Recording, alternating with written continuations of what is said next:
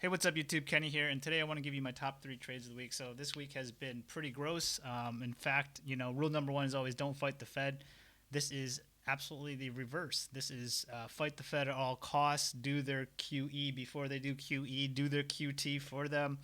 Basically, this stock market is doing all the work for the Fed because we don't have a lot of trust in the Fed right now, obviously. So because of that, we're literally doing the opposite of the Fed. So right now, markets are going ballistic, and we have a lot of tightening in the bond market right now. So let's go ahead and talk about these trades really quickly here. And so trade number one is Lee Auto. So as you can see here, we have this like kind of horizontal line that we've worked out. As you can see, we have like one, two, three touches, and we're breaking through. You're asking, hey, Kenny, is this a breakout trade? No, we're actually looking to short this name. Obviously, this is very strong, and this momentum is very strong. But do remember that there's a lot of risk still on the table when it comes to the Chinese names and the ADRs. And even if it's just an intermittent near term kind of peel, I do think that there can be appeal. This price action and the technicals for this stock and for this trade are super strong to the upside. I will warn you that. So this is one of those Asan moments where you're literally trying to step in front of the freight train. So this is not the best trade, but it's a trade I want to talk about. I want to talk about the macro. We are fighting the tape on this one, but this could be very, very lucrative if we get it right. You could also look to move to the upside. But anyways, even if you want to measure moves, this move was the most extreme move. This was during the peak sentiment, if you will. So given that sentiment has collapsed in terms of kind of like where we are at in the cycle, a lot of the hype has died out. You can see here, and I'm not measuring this move, but this move is pretty substantial. But the move that I'm kind of measuring off of is this move, and we do look like if we measure that move, and I know I've done this on the other side, but I'm showing you a PowerPoint slide, so I can't. But it's about similar. We're about at the same kind of peak. Can it run? Can it double from here? Absolutely can. In fact, there was a analyst upgrade, and the reason that it's doing so well is it pulled in a couple $1 million worth of sales for their new SUV, which to me, sure, fine. And the reason why I'm saying sure, fine, and kind of sighing here is because we've seen this game before. We've seen this play out. The cool thing about Lee is I'm going to talk some smack about EV and the EV sector in terms of Lee. And most people will forgive me because we don't have a lot of cult followers here when it comes to that. But we're going to talk about Tesla too. We're going to talk about NIO in a second too. So the one thing I will say is approaching all-time highs. So just think about that. So here's all-time highs up here at 48. We did cross into $40.73 post. We have a position on that's getting burnt and probably going to have to add and kind of add a little bit more duration. Not positive about this trade, but I do want to talk to you about it because, we've kind of learned our lesson in the last couple years from these types of trades. And so I'm okay getting in front of them as long as we have a plan. And so I'm going to talk to you about the plan. So the first thing I want to kind of go over here is a CNN Business kind of article.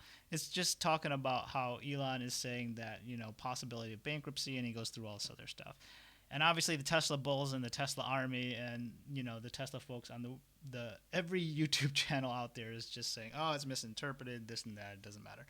I'm not even going to get to that. But my whole point is, when we talk about bankruptcy, do remember that like there was over 2,000 car companies in like the 1920s, and really Ford is the only one who survived without going bankrupt. Even GM went bankrupt and got a facelift. Chrysler got bought out by Fiat. Ford does survive, but they survive on like 16% profit margin. Anyways, what's my point? High capex will hit home, especially right now. Capital expenditure in a rate environment that looks like this with interest rates, yeah, just increasing across the board. It's going to be tough, borrowing money, building stuff, growing through building stuff. So, for instance, when you're talking about growth through a SaaS model and you're just growing software as a service, that's a lot different from having to build another gigafactory to grow at another 100% clip for the next 10 years or whatever like that. And this is not like a death note to Tesla or anything, so everybody relax. You Tesla army, I'm not talking shit about Tesla. You all know how I feel about it anyways, but this is not what I'm doing today. Today I'm talking about Li. Auto will always be low margin. So if you say Tesla is more than an auto company, okay, I give you credit for that, especially if they get the robot out. I don't think they will, but whatever. That's not what I want to talk about. We're talking about Li Auto. It is a car company. Okay, so that's one. Since the 1920s, we've already talked about 2,000 automakers. Here's another thing that I want to talk about, and I guess I shouldn't have put this in here because I was going to save this for later, but let's just talk about it really quick. The government ain't bailing out Tesla because it's just too anti-union for the left right now. And so, because of that, they just won't get a bailout if they go into that kind of situation. But obviously, they're really cash flow positive right now. They have a lot of monies, though I'm not worried about that. I'm not saying that. But they're also too green for the right. I'm saying in a situation where you're saying, okay, we have to back the premium U.S. auto companies, they're still legacy kind of social ties to places like Ford is what I'm saying. Electric cars have been around since the steam engine gas went out, because if you don't know the history behind this, like electric cars aren't anywhere new, fancy or anything. I mean, yes, the technology has evolved a little bit, but I mean, we've had electric cars forever. We just haven't had the impetus or the kind of push to change. And then obviously even in the 90s, GM had that super weird looking EV that was really it was silly. But anyways, that's a whole long story. But anyways, let's move on. Talked about this. Okay, so here's what I want to talk about. I don't even need to look at the rest of this. PE ratio of over about 10,000. This is from Finbox, and I was going to go through kind of all the fundamentals just to make sure I'm looking at this right. But really, what I want to drive home is, this was from Finbox, so this is more accurate. This was yesterday, so still I don't know if it's updated for today, but 13,000 price to earnings. So we're back in stupid speculative EV land, which, I wouldn't get in front of the train during the sentiment rush to the top side. I thought it was crazy and bonkers, but it's super hard to short. This may be the same thing, but I think given the macro conditions and the macro environment and the tightening and the restrictions, I do think that this is a little bit different. I think this is like an outsized move. So if you're asking me what this looks like in the chart, so during that sentiment run up, because there is definitely a sentiment headwind here and a macro headwind. We had macro tailwind, so that move looked like about that much. So even though this is an equal move, I'm saying that this move is probably like 3 times the actual move given the macro environment. So I am looking to kind of step in front of this. It could be famous last words. It's just a trade, boys and girls, but I'm just saying.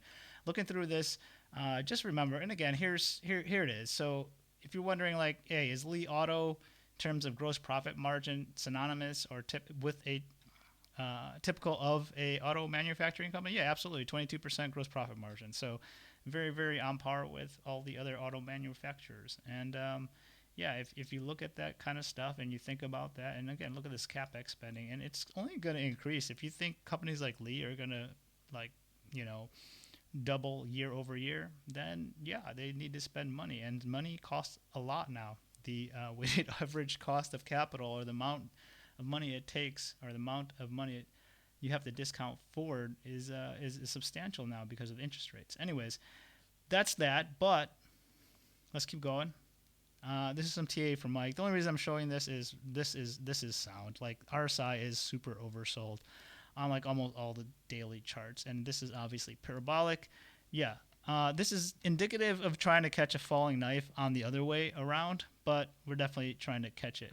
You're like, Dave, Kenny, this is top 3 stocks. We're still talking about one. Yeah, don't worry, the other 2 are really quick, but I really want to talk about this because I really am trying to make the case for myself to make sure I hold on to this and not let this one slip away like Asana, for instance.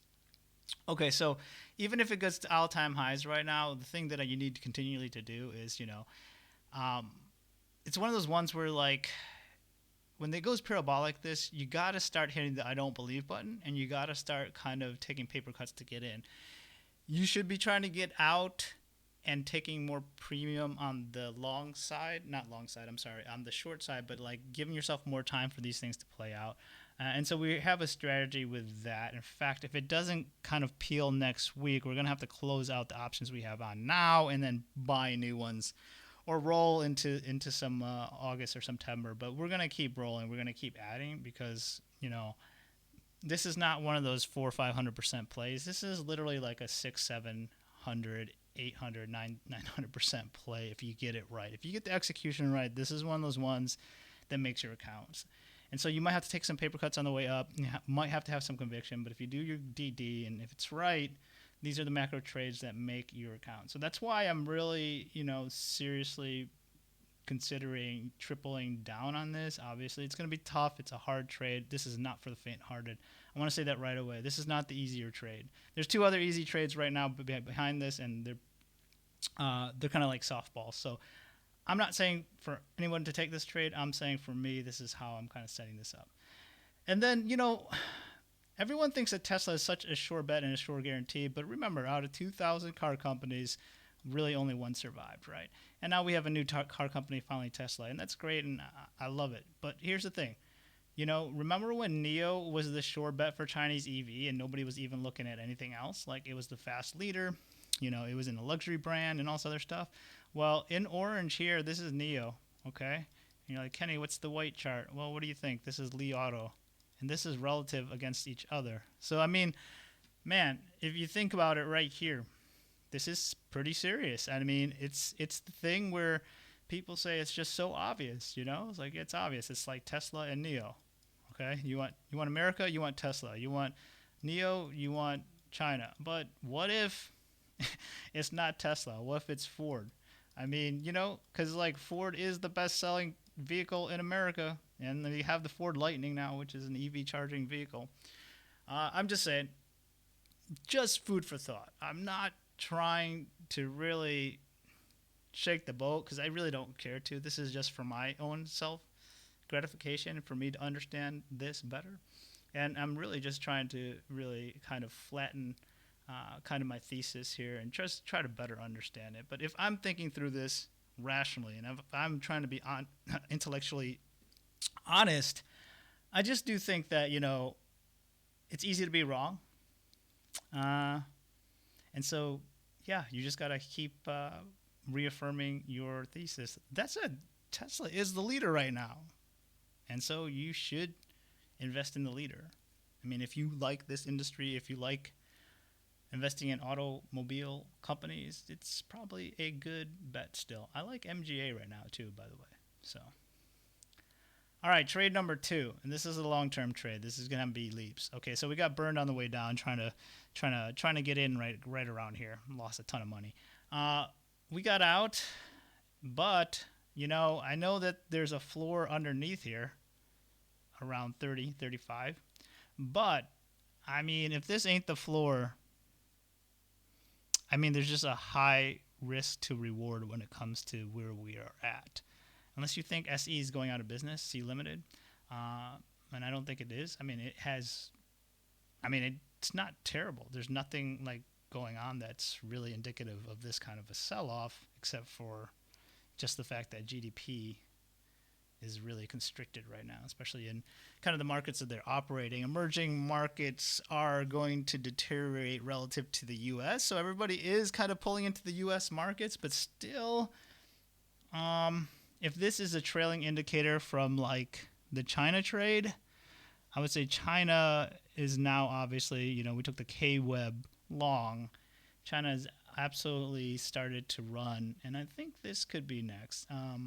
This is a lot of palm reading. I don't have a lot of quant to back this one up, but I'm still looking at it, and it looks real nice. And I still think if you put something like an outsized, kind of very out of the money, out to 100, and you take a leap, I think you'll do okay here. We'll see how it works out, but I'm definitely going to take one on Monday, especially if we peel a little bit. I want to see some strength, though. Honestly, I think it should be and could be strong from here for like the next month or two. Especially given how the market's behaving right now.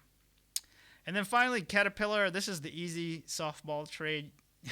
Should have just put this one up first so I didn't lose like half the people watching. But we've been trading this channel for a while. This is noise to us. shorting here, shorting here, shorting here. We definitely got this one. Did really well. Got out around here, though. I mean, there's no reason to hold this. There's like a 200% trade on this one, almost 300% for some of us. But that said, we've slipped underneath, and this is what we definitely call undercut. It's trying to scoop back up.